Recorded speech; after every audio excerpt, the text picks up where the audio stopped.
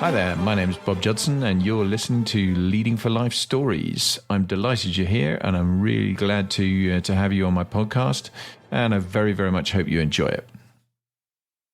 Hi everybody and welcome to episode 21. I'm, as ever, extremely grateful if you're listening to this. I'm even more grateful if you're a subscriber and a regular listener, and if you've reviewed or shared with others, then that's absolutely fantastic, because that's what I really would super like you to do.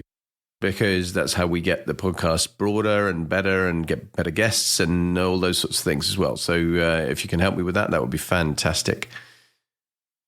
This week, I want to talk about a theme, really, and it's a bit of a stream of consciousness, but I want to talk about gratitude and keeping in touch. I've been away from home for much of the past couple of weeks. I was first off in Glasgow doing some training work for events coming up into next year. And then I was over in Paris, where I was with Deloitte University and facilitating a course of senior managers through their global milestone course, both of which were fantastic events and obviously involved some travel in both directions away from home and plenty of reflection time on the back of that. And I hope that my stream of consciousness, as it were, serves as a sort of a prompt for you to reflect and personally react based on what resonates with you, because there's a number of things that I kind of look at the time of year we're in. I'm recording this literally just before Christmas. It's going to go out on Christmas Eve on the 24th of December. And I think it's an important time of year to reflect a bit on all sorts of different things, because speaking personally, I mean, I've got so much to be grateful for, not least to my wife for the amazing and unwavering support she gives to me to get on and do what I do, and just sort of lets me get stuck in, and she looks after me like there's no tomorrow, really. And it's fantastic that she offers that support. But how often do I really take the time to be properly grateful both to her and actually to a lot of other people as well? And interestingly, I talk a lot about this in training sessions. I talk about the two most underutilized words in the English language, often being thank you in the same sentence, because I think it's such an easy thing to do, and yet it's so often not done. And particularly in corporate environments, people just don't do it enough. But equally, do I drink enough of my own Kool-Aid here? Am I really guilty of and not practicing what I preach? And some of the time, I think the answer to that is probably yes, I am guilty of it.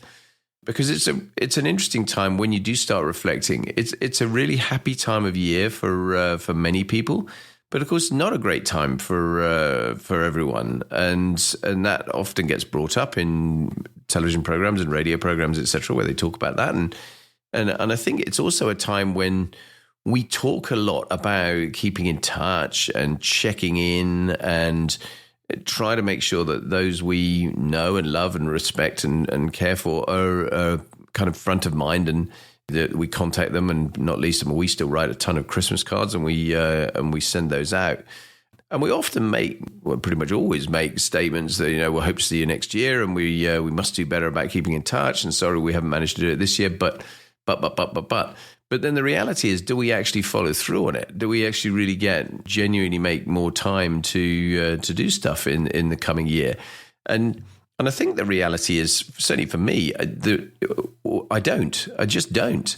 I think we are living in a world where time is rushing by, and I find that everyone used to joke to me that as you get older, time goes faster, and that certainly seems to be the case as I'm getting older. But I think everyone seems to say that these days, and it is a constant challenge to balance the kind of equation in terms of what we're rushing around doing and whether we're actually focused really on the right things, and how much are we genuinely looking at the people we want to stay in touch with and making a real practical effort to go and see them, to physically spend some time with them and quality time with them, not just sort of en passant, as it were. And I think that it's really, really important to do that. And it's challenging when we're in what's undoubtedly an increasingly self-centered world, driven that way by an awful lot of things, not least of which is social media, where the sort of search for likes and recognition and personal gratification and focus is is important, and getting your own story out there. And of course, I'm doing exactly that. That's what I'm doing with this podcast. I'm pushing out personal stories. I'm pushing out all sorts of things and looking for exactly that kind of likes and support and recognition and further transmission of it to boost it and improve it. So it's just made me think and reflect a little on the importance of doing that. I think it's a good thing, and I think the feedback I'm getting from those of you that have been kind enough to give me some on this is great. It's really, you like it, you think it's useful. I know a number of people are very regular listeners, and I'm really, really grateful to those that are. And obviously, particularly if you're finding it helpful, then that's terrific. But I just think as well, it's just for me, it's just given me a bit of focus on myself and what the things I should be doing differently, and the things that I'm probably not doing enough of. Because not least as I get older, I am acutely aware of the sand running through the hourglass, as it were. And I think anybody that's when you hit your 50s and 60s, then inevitably you get into that space where regrettably people are starting to pass away who frankly shouldn't have done, and that's a challenge. And it's bad enough when they're just in old age, but obviously, when they're much too young, that's doubly difficult. And I think particularly when in a world of mental health challenges, which I know it gets lots of airtime now, and that's a really good thing, and lots of people are focused on it. But 4 people I know from military circles have attempted to take their own lives this year alone, and that's horrific. And that's just in my relatively small circle. That's far, far too big a percentage, and we need to be paying more attention to that genuine checking in on people, I think, and really trying to make an effort to ensure that it's not just a token thing. You are meaningfully doing it, and maybe looking at beyond your own personal circle and your friends and contacts, and just having some more empathy, having a bit more self-awareness of things that are going on out in the world that are really quite difficult. And, the old expression first world problems has never seemed more appropriate to me when I look at some of the things that I think are frustrating me right now, when I look at my life and compare it to an awful lot of other people, really, what on earth have I got to complain about? I mean, there's just no justification for me to be making a fuss at all, frankly, because you look at things that are going on in the wider world, not least the conflict spaces, Ukraine, Israel, Gaza. Obviously, all of these are very, very top of news, top of mind. The level of political turbulence in all sorts of countries at the moment, and the challenges that you can foresee coming into 2024. Individual challenges for people, not least in due to the cost of living and so on and so forth. I mean, and I'm constantly amazed, actually, how despite some of those really, awful challenges, some people are remarkably upbeat. I mean, some of the news stories you see when they're talking about the conflict zones and the people they're interviewing, I mean, obviously there's huge tragedy, but there's some incredible optimism as well, and people who are very positive coming out of it and positively looking forward. And in domestically as well. I mean, there's a lady who regularly is outside one of our local supermarkets, and she sells the Big Issue.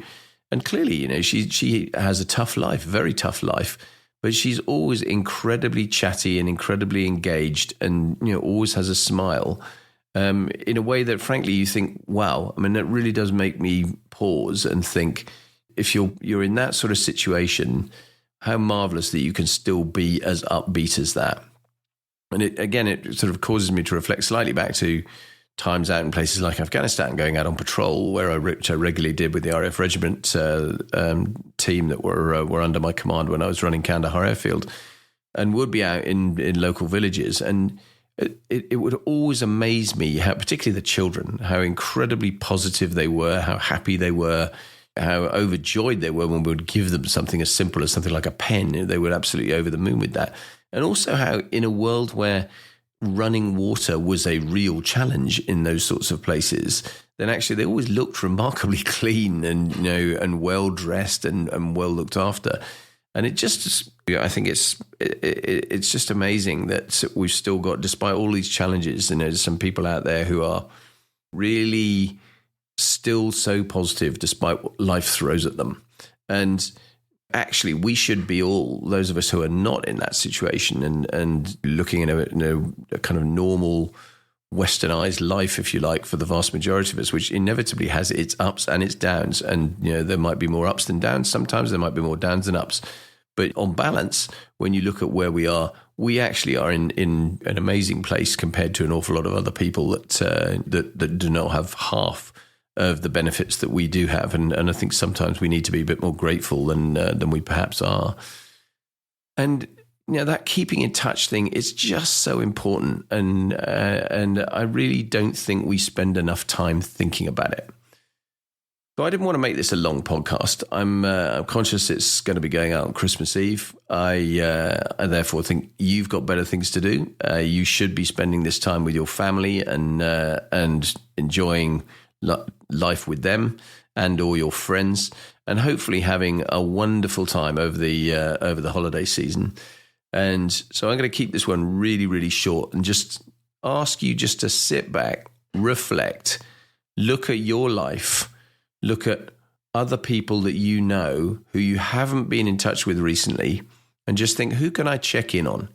Who are the 2 or 3 people that actually I really should pick the phone up to and have a chat to, and just make sure they are actually properly okay, and hopefully even get to go and see them face to face and do something social and just spend that quality time with people that you value in your life, as well as the ones that you perhaps live with, see every day. Just expand that circle a little bit more and look at who's out there. Because I think if you do that, it will be pretty rewarding for you to have a great start to the new year as we get into that.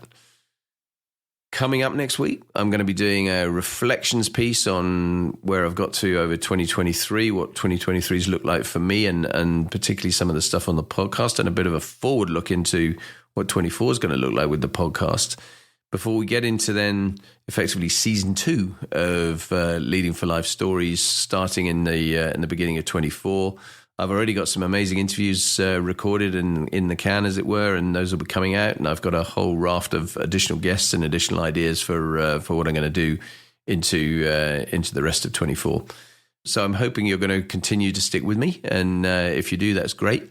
But what I really want to do just before I close is wish you and your families and all your loved ones an absolutely very, very special Merry Christmas and a fantastically happy New Year.